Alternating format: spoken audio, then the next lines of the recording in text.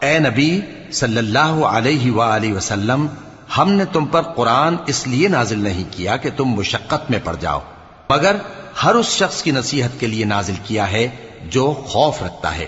یہ اس ذات کا اتارا ہوا ہے جس نے زمین اور اونچے اونچے آسمان بنائے، یعنی رحمان، جو عرش پر جلوہ افروز ہوا۔ جو کچھ آسمانوں میں ہے اور جو کچھ زمین میں ہے اور جو کچھ ان دونوں کے بیچ میں ہے اور جو کچھ مٹی کے نیچے ہے، سب اسی کا ہے۔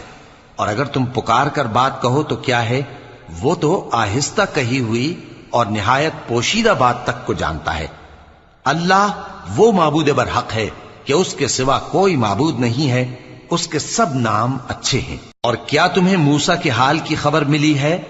جب انہوں نے آگ دیکھی تو اپنے گھر والوں سے کہا کہ تم یہاں ٹھہرو، میں نے آگ دیکھی ہے، میں وہاں جاتا ہوں، شاید اس میں سے میں تمہارے پاس انگارہ لاؤں